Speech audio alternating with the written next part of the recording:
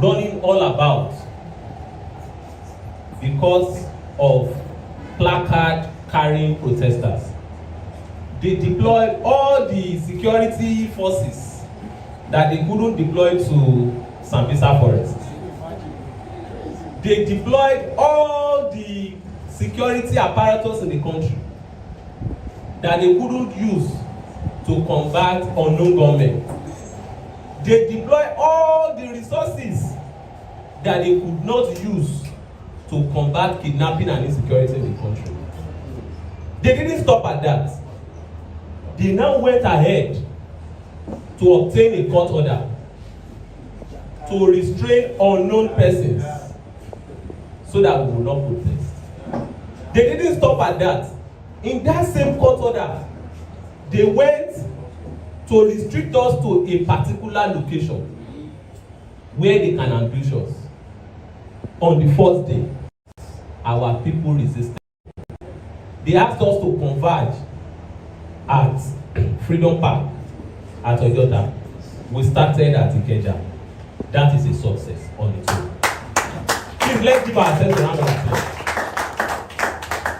The fact that our people can even resist them from the first day, and we did that successfully by marching from Ikeja under bridge down to Ojota, shows that the struggle was a success on its own. Now look at it. It appears to me now that the Nigerian authorities are very jittery. When we speak on social media, they no longer the only language that the Nigerian state understands is protest. And because allergic to any form of criticism, they do not want us to protest. But we have already done that, and that makes the struggle a success already. But the question is this: now that we've courageously expressed dissatisfaction against bad governance in the country, would that really put an end to bad governance? That is the question I've been asking myself. For me, I believe that one message that this struggle has sent clearly to the authorities is that our people are now awake. Yes, we have been docile for some time, we've been quiet for some time, but it is now at the back of their mind that the people of Nigeria are now awake. They now know that there is consequence for bad governance. And our people, in truth, will not wait until we begin to count cadaver on the streets. We begin to see dead body on the streets because of hunger, because of bad governance, before we rise up.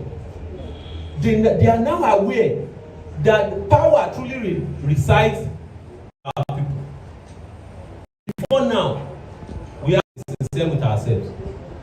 The masses of this country who have the largest population have been docile for too long. We are docile while those who drag themselves into power have been having their way all the while.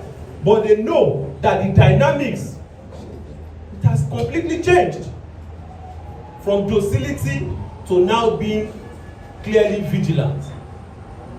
And for me, this is just the beginning of the struggle. We have just started. It is either we choose democracy or we choose democracy. You cannot sit somewhere in Aso Rock and you would do nothing other than impoverish our people. We, the people, we are the government. And given that they've taken us for granted for too long, this struggle alone is a satisfaction that that narrative of taking our people for granted for too long will no longer be tolerated. But I believe the struggle has just started. We have just started. All we need to do at this stage is to continue to organize ourselves.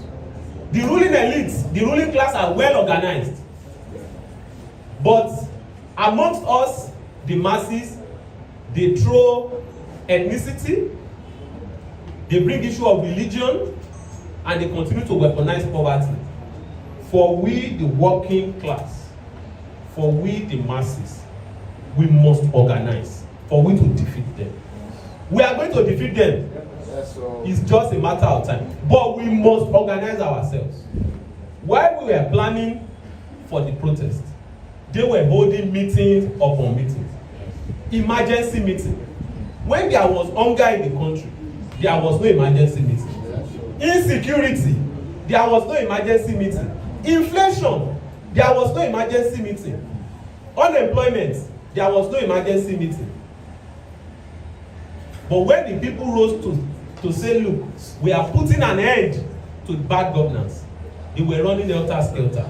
That signifies that the authority, as powerful as they appear, they know that the power that resides in the people is greater than the people in power.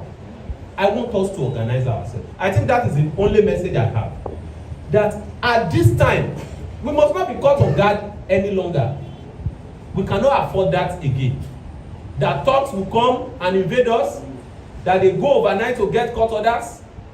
We should not allow that to happen again. And that largely happened because of this narrative that there are no leaders. We must be courageous enough to organize ourselves at this time.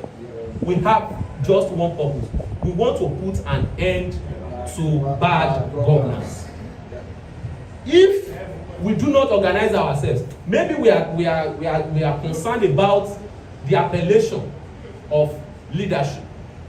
But we need people that will organize us properly. What we have now can be built upon. We have the ample opportunity to build upon it. And let me tell you the truth. Because we all know that Bola Ahmed Tinubu is not only incompetent, he's equally clueless. There will be more reason for us to see hit the streets. Because he is even leading the government without any direction. So what we need to do now is to continue to mobilize ourselves. We need to organize ourselves. If we are properly organized, to be very sincere with ourselves, no thug can invade us. If we are properly organized, there is no thug. How many? What is their number? Those thugs. What is their number? I do not think we should give in for this intimidation. I do not want us to be distracted by issue of ethnic, religion, whether you bring out your own or otherwise, we will still march. When they saw the power in our movement, the Oros couldn't come out. Because the Oro barely eats even in a day. So, because the Oro understands that when the revolution starts, even the Oro will be unable to wait. Now, what I want us to do, which is my primary message, is for us to organize ourselves for the struggle ahead. It is a long walk to freedom because the ruling elites are well organized. We must continue to organize ourselves. We must continue to conscientize our people. Some people are just indifferent. When I was coming to the protest on the 1st of August, the person I was with told me, Festus, you are not hungry. Why are you going to protest? A journalist met me at the protest ground. He said, Barrister, what are you doing here? Because I'm a lawyer. He believes I'm not affected by it. But on a daily basis, people come, you give them bill of charges. They say, lawyer, I can't afford it. Because the economy is bad. I'm not immune to the terrible governance of Bola Ahmed Tinubu. And that is why we need to conscientize our people, especially those ones that are indifferent, that are keeping aloof. We have that duty. On the final note, I want to talk on the issue of court order. I was telling Comrade Soweto, and I was always spoken to Francis and some other people, that this is the most dangerous trajectory in our democratic history. If we do not fight that court order, we are finished. If we are not courageous enough to fight those court orders that were obtained to restrict protesters from exercising their fundamental rights, we are all a risk. Because protest is the only thing that we have left now. That right to freedom of expression, to freedom of movement, and freedom of association is the only thing that we have left. That is our only hope. Now, they are taking it away from us. They are attempting to take it away from us through the judiciary. But they've forgotten that human right is our what? Property. Is our what? Property. So we need to fight those court orders because it has set a very dangerous precedent. For me, I've said it, that I have a right to protest, guaranteed under section 39, 40, and 41 of the Constitution. Every citizen of Nigeria, in fact, the Constitution didn't even use the word citizen. It said any person. It didn't say citizen. It said any person. Even if you are not a citizen of Nigeria, you can protest in Nigeria. Let alone citizen of Nigeria. You have that right to protest. But despite the fact that you have the right to protest, clearly, state agents, the attorney generals, they went to the court to tell the court to stop you from protesting where you wish to protest. That court order is a violation of human rights, whether we like it or not. When injustice becomes a law, resistance becomes automatically a duty. I'm not saying court order are not to be obeyed, but who are unknown person? My name is Festus Ogun, I'm not unknown. Yes, sir. I know, is your name Soweto? They said Soweto should not protest. I only know about Hassan. I knew that, look, other people here were not listed as parties to the case. So they are not, I am not an unknown person. I know Francis is not an unknown person. I know everyone here, we are not unknown, we are citizens of Nigeria. So they got a court order to restrict Nigerians from exercising their fundamental right. That is very dangerous because now that they've done it, any other time that Nigerians are saying they want to protest, they will quickly resort to go to court because there is a precedent, and that is why we must fight that court order to the Supreme Court if possible.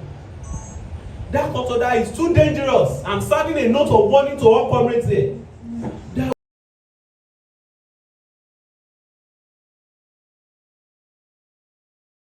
We must order to the apex court. It is very important because it has already set a dangerous precedent. Immediately, the Attorney General of Lagos State procured the court order, obtained the court order, sorry. Next, we read in the news that the Attorney General of Ogun State has done the same. Before I knew what was happening, I saw that the FCT has obtained the same court order. Next thing I saw, Edo has obtained the court order to restrain people from protesting. It is too dangerous for our democracy. It is too dangerous for our liberty. The same way they are doing it for end bad governance. Tomorrow you will want to protest for something else that is even more personal to you. Someone will go to court to obtain a court order. I've never heard all my life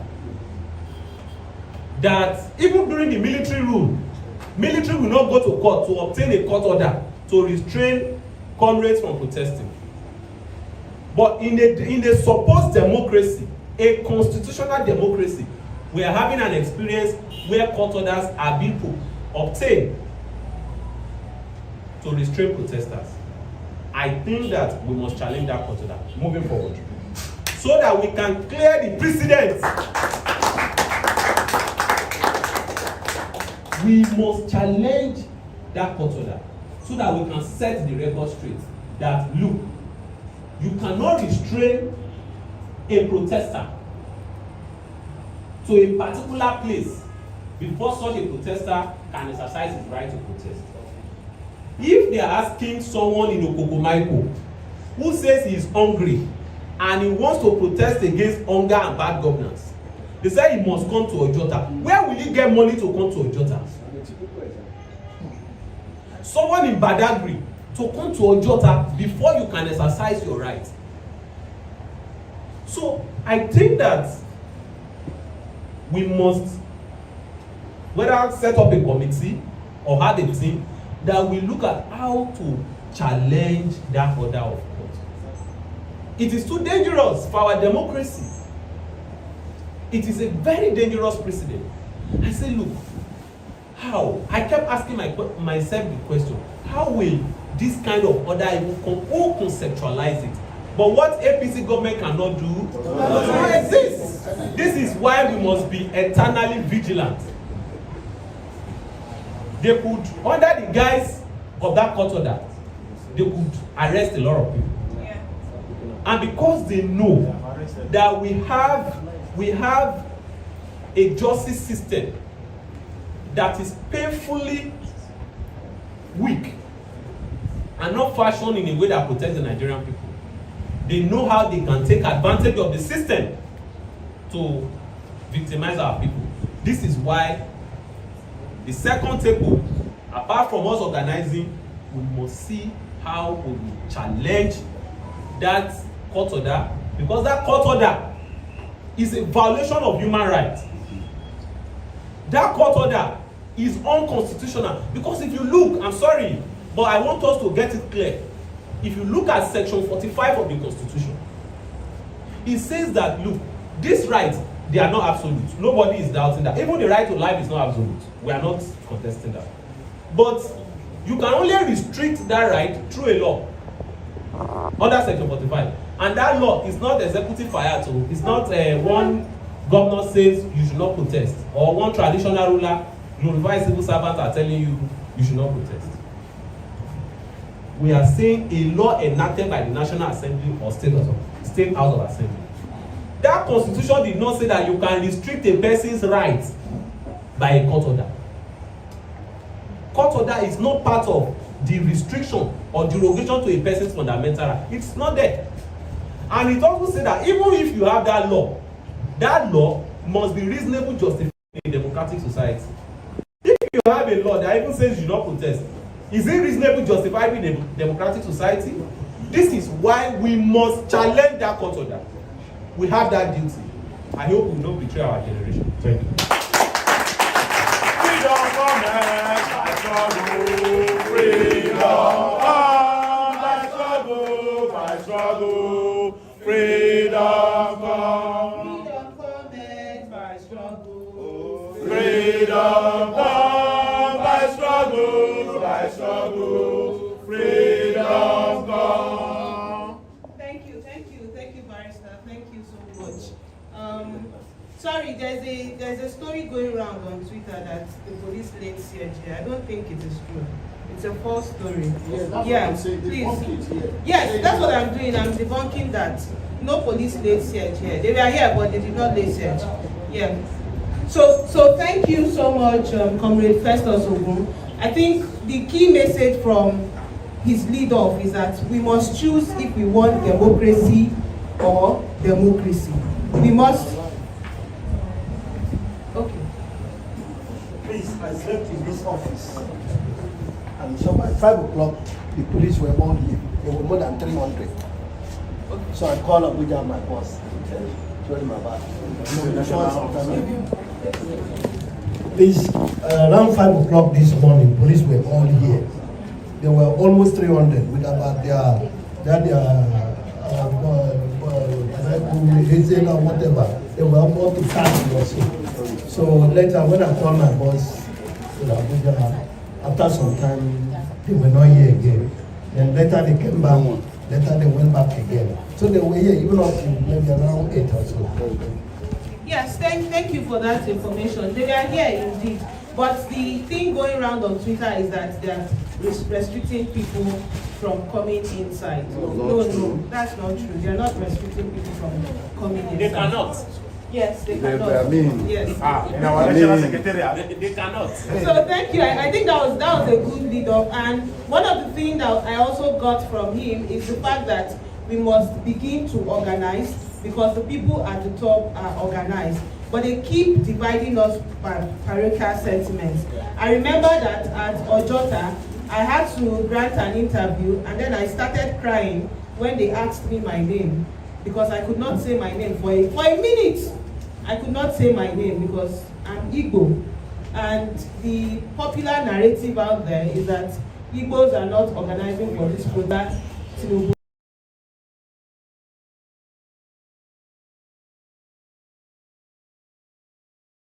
Government. So when the reporter asked me my name, I was shocked for a minute. I wanted to say my name, but I did not want to say my name. And in my head, I was thinking,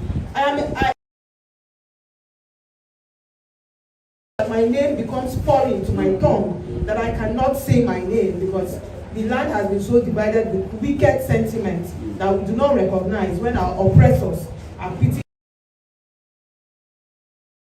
Something we're taking away from Comrade Festus Ogun's speech, it is that we have been clearly divided on all fronts, and it is time to unite against these people that oppress us. And when you look at the top, they are not divided, whether by language, by ethnicity, by political party. They are always united when it comes to corruption and what must be done to keep the people below. They are united, and we're seeing that in Abuja, where the minister is from a different party and the president of this country is from a different party, but yet they are united in the affairs of how to, or how to put people down or how to go about it. So yes, this is a takeaway, and I'm seeing an outcome of this symposium even as we sit down now. And one of that outcome is that we are going to challenge that repressive court order. It is not a trend that we should allow. We have won so many victories in this journey. One of the victories we are going to win again is that we are going to go out and challenge in the court that kind of restrictive order that keeps citizens down from exercising their rights. Remember, the only thing many African countries know is how to copycat bad laws, copycat repressive actions. We also saw it with the internet. If you notice, the internet has been stable, for a few days now. But all the while we are outside since the beginning of this protest, it was really very, very bad. And we had the Minister of Technology tell us that it's because people were inside their house. That's why the internet, people were outside or something. That's why the internet was so bad, which was very ridiculous because people are always inside their house during weekends. The internet goes. People during COVID-19 were in their house. The internet was very fast. So why is it that protest time, the internet goes down slow? And we know this is not a new thing. We saw them also ban Twitter. So it is a trend. And this new trend of going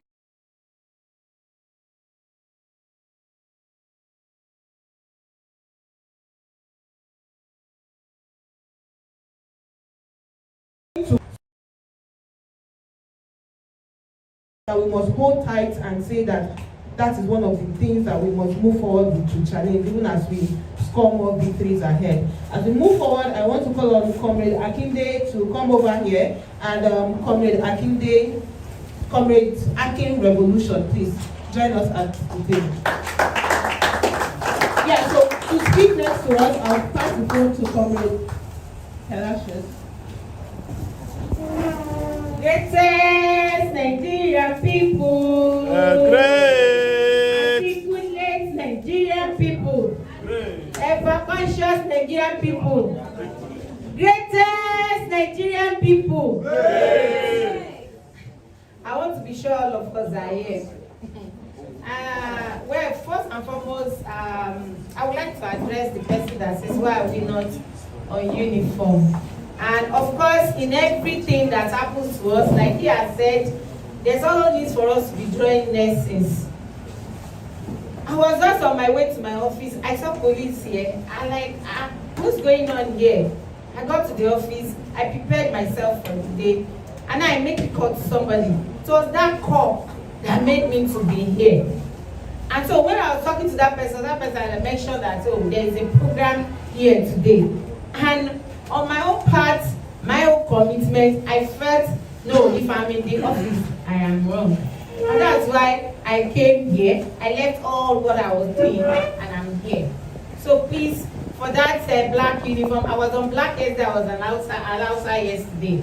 So I just want to clear that here so that we understand ourselves that we need to work together every time. And each time, if we want to have a kind of little each, let's just explain, let's tell ourselves the truth, and let's move ahead. Because at this point in time, I need to salute our comrades, Nigerians. I need to tell us that we have done wonderfully well so far. The ruling party, they've tried, politicians have tried their best, to make sure that it didn't work. And at a point, I think for myself, I was really glad that, because when the thing started, it was like, no, it's not going to end. People are not going to talk in any forum. People just no. It's just you feel like you are just on your own, talking on your own. You are the only one that are you not feeling what is happening? But alas, at a point in time, we were able to come together to say this is what we want. We want to end bad governance, we want to end hunger, we want to we want to tell our leaders that no, you are not doing things right and you need to do things right. Please, let's say 3 goza to ourselves. Goza, goza, goza. And so, fine. We said that from day 1 to day 10, we're going to have this protest. And of course, when I came in, the first statement that catch me here was, what's next? Yesterday, we were at Alausa, and of course, as they have said, we mobilized women's movement to be at Alausa yesterday. And of course, you will ask me, why Alausa? In the first place, some of these women cannot even trek to Ojota in the first place. And what does that tell us? That even at times, this our government, they know what they are doing. They know that by placing all those areas, they know that they are going to set some people back. And over we've been on Zoom, we've been discussing, some of us were part of the rally already, but some were even like, okay, let's come out, even as women. They are targeting people, they are doing all sorts of, maybe if women come out too, then maybe government will understand. But of course, when we were at Alausa yesterday, they were like, we're in the wrong place. But of course, we stood our ground and we were able to lend our voices into issues of Nigerian development issues in Nigeria. And why am I saying this? After that yesterday meeting, we felt that, okay, yes, we have done well in Lagos. Can we move to Abuja this morning? And I told you what happened in Abuja. Of course, some of us, okay, let's hold on Lagos. Okay, let's some other people, go to Abuja. But I tell you today, I was not sure when I heard at 5 a.m. they're already here, because at the Abiola Stadium today, this morning, the protest couldn't go. They were already tear-gassing everything. I have the video on my phone here. Women couldn't even come into that stadium in the first place. And what does that tell us? That if we continue to fold our hands, if we continue to keep quiet, these our leaders, they are shameless, they are evil, they don't even have our interests at heart. Then, like what we used to say, that power belongs to the people. The power still belongs to the people. We need to tell them, we need to show them that power belongs to us. Because, for as far as I am concerned, like the last speaker said, when they were ruling, when nobody is talking, when people were trying to cope with the situations, there were no meetings. But suddenly when you hear that some people are gathering to raise their voice, to register their annoyance, then a lot of things started happening all of a sudden. What does that tell us? That all of us, like I want to say in my message today, that we need to sustain this, our activism. Greatest Nigerian people. Great. Greatest Nigerian people. Great. We need to continue in these commitments. We need to continue organizing ourselves. We need to continue in our active participation. And I think that is where lies the victory. We need to sustain this activism. And like today, when we were leaving Alausa, we told them we are not going to relent. This is just the starting point. Don't feel that, okay, yes, because today, because DPO was saying, okay, when do you want to leave? So okay, you people will just go. Shebi, this is the last day. And I was like, no, this is just the starting point. But of course, for us to say this is the starting point, it's not just one voice. It's going to be my voice and your voice all together. And for us this day, as even that we want to organize this symposium, I want us to have it at the back of our mind as we go to whatever we're going to be falling back to, that there's need for us to sustain this activism. And that is what we must all do. With all our capacity, with all what we have in us, it must be sustained, because that is where our victory lies. Aluta continua. Thank you, Comrade Pelashwas. There's a song we used to sing on the ground, and it is Social Revolution. Social Revolution. The only way to fight oppression. Social revolution. Social revolution. Social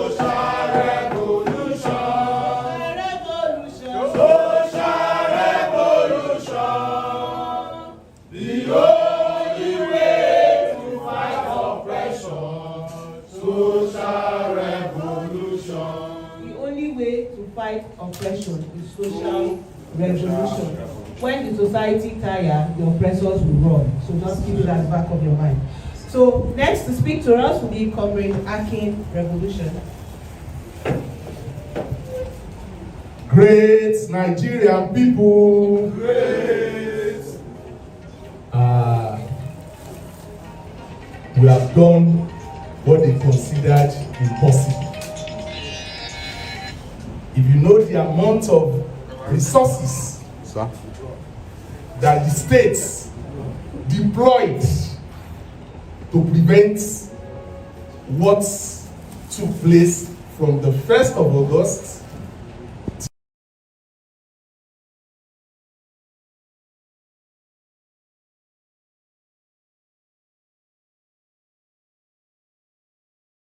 this country.